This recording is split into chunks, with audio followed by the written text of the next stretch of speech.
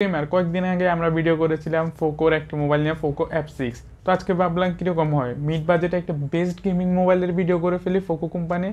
তো সেজন্য আজকে আমরা কথা বলবো পোকো X6 প্রো মোবাইলটা নিয়ে। প্রথম কথা বলবো মোবাইলটার বিল্ড এবং ডিজাইন নিয়ে। মোবাইলের মোট 3 কালার ভেরিয়েন্টে লঞ্চ হয়েছে, ইয়েলো, গ্রে এবং ব্ল্যাক। ইয়েলোতে ব্যবহার করা হয়েছে, অর্থাৎ ইয়েলো কালারের যে মোবাইলটা রয়েছে ওইটার ব্যাকে ব্যবহার করা হয়েছে লেদার, এবং অন্য যে 2 কালার রয়েছে ওগুলোতে ব্যবহার করা হয়েছে প্লাস্টিক। তো যারা লেদার ভালো লাগে আর কি, যাদের মোবাইলের ব্যাগে চাইতেছেন একটু প্রিমিয়াম ফিল আসার জন্য লেদারেরগুলো নিলে কীরকম হয়, তো ওরা লেদারটা নিতে পারেন। আর যাদের লেদার পছন্দ না তারা চাইলে প্লাস্টিকের ব্যাগে যে মোবাইলটা আছে ওই ব্ল্যাক এবং গ্রে কালারের ওই দুটো মোবাইলের মধ্যে একটা নিতে পারেন। মোবাইলটাতে ব্যবহার করেছে IP65 dust registration, water registration ব্যবহার করা হয় না, বা পানিতে চুবাই দিয়েন না, ধরা খেয়ে যাবেন। অ্যান্ড মোবাইলটার ওয়েট হচ্ছে 190 গ্রাম। একদম নিচে রয়েছে stereo speaker, USB type-C charging port এবং সিম স্লট, যেটাতে আপনারা ডুয়েল ন্যানো সিম ব্যবহার করতে পারবেন।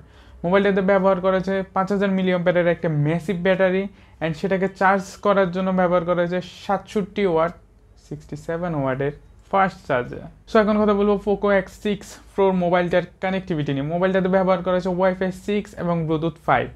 অ্যান্ড মোবাইলটাতে আপনারা out of the box Android 14 পেয়ে যাবেন, যেটা আপনারা 3 বছরের মেজর অ্যান্ড্রয়েড আপডেট পেয়ে যাবেন।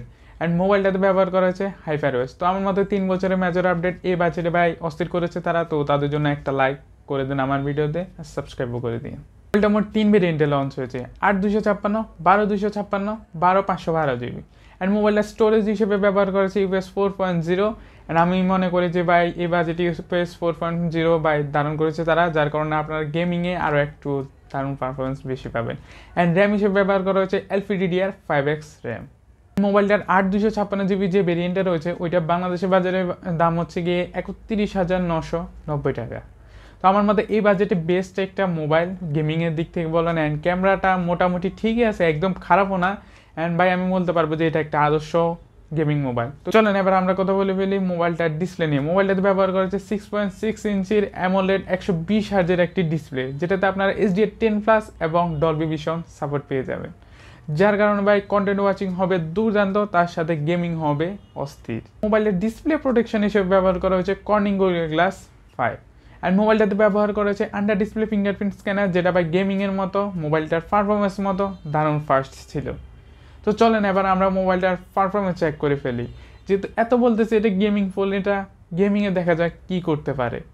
তো মোবাইলটাতে পারফরমেন্সের জন্য ব্যবহার করা হয়েছে MediaTek Dimensity 8300 আলট্রা। একটু বাংলা একটু ইংলিশ। তো মোবাইলটার অন্তত হচ্ছে 11 লাখ প্লাস।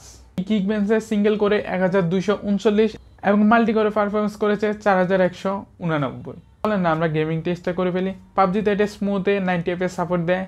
তো আমি যখন খেলতেছিলাম তখন ভাবতেছিলাম যে ভাই গেমিং ফোন যেহেতু দারুণই পারফরমেন্স করবে, বাট আমি এখানে একটা মেজর প্রবলেম পেয়েছি, সেটা হচ্ছে 1-1.5 ঘন্টা গেমিং করার পর মোবাইলটা FPS ড্রপ করতে থাকে। 1-2 FPS হতে শুরু করে ভাই 20-22 FPSও মাঝে মাঝে ড্রপ করে ফেলে যখন হার্ডকোর সিচুয়েশন হয়ে যায় তখন। বাট না হলে আপনারা এভারেজে 80 FPS পেয়ে যাবেন পাবজিতে। সো আমি বলবো যারা প্রফেশনাল প্লেয়ার আছেন তো তারা আরও বাজেট বাড়িয়ে অন্য মোবাইলটা দেখতে পারবেন, যেমন Infinix GT20 Pro, যেটা ওইটা এর থেকে ভালো পারফরমেন্স দেয়, বাট প্রসেসর দুটোটারই প্রাইস সেমে। তো এই ছিল গেমিং পারফরমেন্স। তো এবার চলো মোবাইলটার ক্যামেরা নিয়ে কথা বলে ফেলি। মোবাইলটাতে ব্যাকে 3টা ক্যামেরা সেটআপ ব্যবহার করা হয়েছে। একটা হচ্ছে 64 মেগাপিক্সেলের ওয়াইড অ্যাঙ্গেল লেন্স, যেটাতে OIS সাপোর্ট রয়েছে। আরেকটা হচ্ছে 8 মেগাপিক্সেলের আল্ট্রা ওয়াইড, আরেকটা হচ্ছে 2 মেগাপিক্সেলের ম্যাক্রো। মোবাইলটাতে আপনারা ব্যাক ক্যামেরা দিয়ে 4K-তে 24 এবং 30 এবং 60 FPS ভিডিও রেকর্ড করতে পারবেন। 1080p-তে রেকর্ড করতে পারবেন 30 এবং 60। ফ্রন্টে ব্যবহার করা হয়েছে 16 মেগাপিক্সেলের একটা ক্যামেরা ওয়াইড অ্যাঙ্গেল লেন্স, যেটাতে কোনো OIS বা EIS নেই। অ্যান্ড এটাতে আপনার ভিডিওতে 1080p এবং 30 এবং 60 FPS ভিডিও রেকর্ড করতে পারবে। তো যেহেতু এটা একটা গেমিং সেন্ট্রিক মোবাইল, আমার মতো এটা একটা ভাই দারুণ গেমিং সেন্ট্রিক মোবাইল। বাজেট হিসাবে ভাই দারুণ পারফরমেন্স দেয়, একদম খারাপও না। অ্যান্ড পাবজিতে ভাই 90 FPSও দেয়। তো যাদের বাজেট এরকম 30,000 টাকা 32,000 টাকা, তো তারা চাইলে এই মোবাইলটা দেখে নিতে পারেন। আর যারা পোকো লাভার আছেন তারা তো ভাই নিবে না। তো এই ছিল আজকের পোকো X6 Pro 5G মোবাইলটার রিভিউ। তো কীরকম লেগেছে ভিডিওটা কমেন্ট করতে পারেন। নতুন ভিডিও নিয়ে খুব তাড়াতাড়ি হাজির হবো, ততদিন পর্যন্ত সবাই ভালো থাকবেন। বাই বাই, সাবস্ক্রাইব করেন।